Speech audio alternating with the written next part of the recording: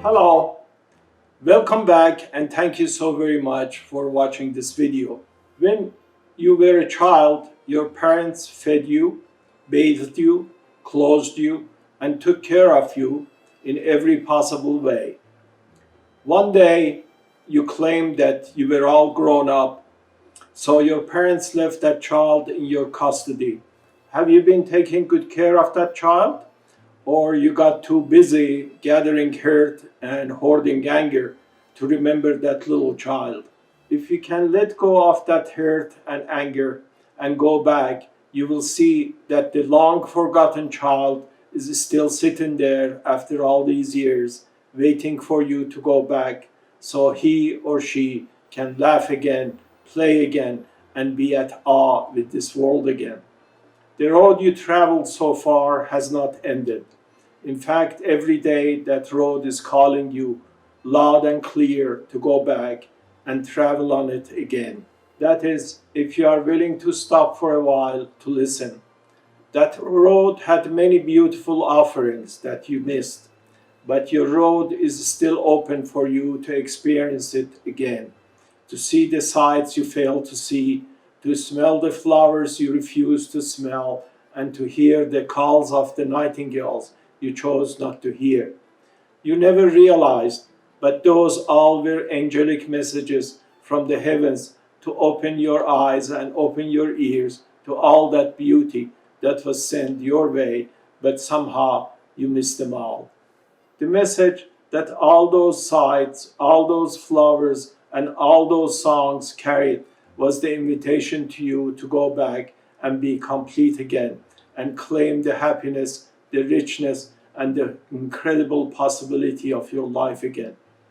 But you ask, why should I go back? And in particular, why would I go back to revisit a past that includes sad and painful memories? I will give you an example why. I'm very interested in modern art and architecture. I live in Dallas, Texas, which has some of the best examples of modern architecture, particularly toward downtown in an area that's called the Arts District. Also, you have to seek them out, but there are quite a few wonderful examples of Art Deco buildings that are especially moving to me because, believe it or not, Art Deco has deep roots in Persian culture. At any rate, I always enjoy driving around the city looking at the buildings. At times I used to wonder, how come I became so interested in modern architecture? Well, many decades ago, my dad was having a house built in northern Tehran. Towards the end of the construction, as the rooms were being painted, my dad took me to go with him to check on the progress. While I was looking all over the rooms, I walked into a room and accidentally kicked a bucket of paint on the floor. My dad saw it and he yelled at me. I was very embarrassed, and the memory of that scene always bothered me. In fact, every time I saw a bucket of paint, it reminded me of that accident. Many years later, I developed a technique that I would go back and revisit painful memories to try to find some happiness in them. My technique was to go back, freeze that moment or that person, and then calmly look around to see if I can find any beauty or happiness in that scene. So one day I remembered the kicking of the paint bucket and decided to freeze that bucket scene and my dad's yelling and start looking around for something nice. So I froze the accident and turned around and walked toward the yard. There were 3 steps that you had to take to go to the yard level. I walked down the steps and turned around and looked at the building. It was an incredible revelation. The house had a very modern design, and it was my dad that had designed it. He was not an artist or an architect, but he had designed the most modern design house in the neighborhood and possibly in the city. After many decades of almost sleepwalking, in that moment I had realized where I had got that interest from. In fact, those 3 steps had a very special meaning to me. Towards the end of my dad's life, my ex-wife and I took our 2 little girls back to be with him in his last few months. I always remember that he used to sit on those steps and watch my little girls play in the yard and smile broadly. So how about that? I went back to an embarrassing memory and came out with a harvest of sweet and beautiful discoveries. So what I like for you to do is to go back to the notebook that you prepared for the circle of the apologies. Then relax your body, close your eyes, and walk into the circle. Take a seat on that high chair. Now start seeing not the people from the notebook, but the place that those people from the notebook were at when their hurtful words or acts happened. Put that scene on that big, well-lit window that is directly in front of you. Now freeze that person in place and start looking around.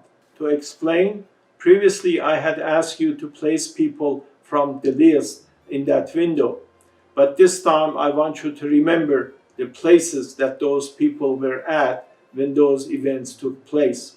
In other words, this time I want you to freeze the person and remember the place.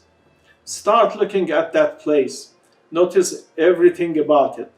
I want you to try to form a very vivid image of that place, from the colors of the wall to the number of type of furniture there was.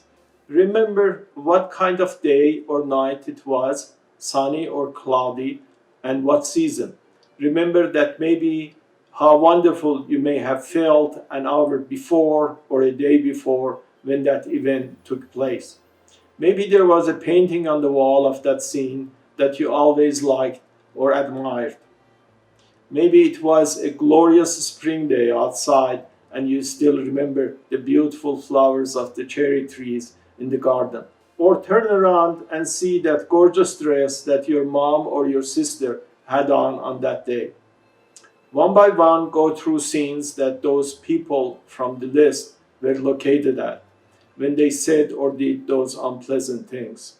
Freeze those words and events and start exploring the place, looking for something pleasant, happy, and beautiful.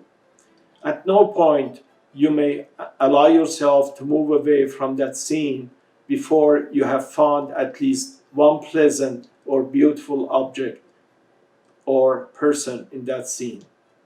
Repeat this exercise many times until all those unpleasant memories from the past come to include at least something nice or beautiful in them. I promise you, in time those memories of bad words or bad events will turn to be mostly memories of pleasant things and good happenings. I have to confess that these days, when I see a bucket of paint, I am only reminded of the incredible bond I had with my dad and remember all the wonderful and joyful interest he instilled in me. Unfortunately, I also remember in a sad but maybe in a meaningful way that he died in my arms during that visit. And that is how it was the end of the story for someone that was a mountain in my life. A few years ago, I wrote a poem that started by saying, "The wilting red tulip of this desolate desert and the dying candle of long night all are waiting for you to arrive." And I concluded the poem by saying, "Even though it has been many years, I know that you will come for sure through the dusty, winding roads of my memory." So in conclusion, as is the custom in each one of my videos, hereby I do declare that you are a complete being, and you ought to believe that too. See you in the next video. Once again, many thanks, goodbye, and good life. If you practice happiness, soon it will become a habit. If you practice kindness, soon that will become a habit too. And if you practice beauty, you will become beautiful forever.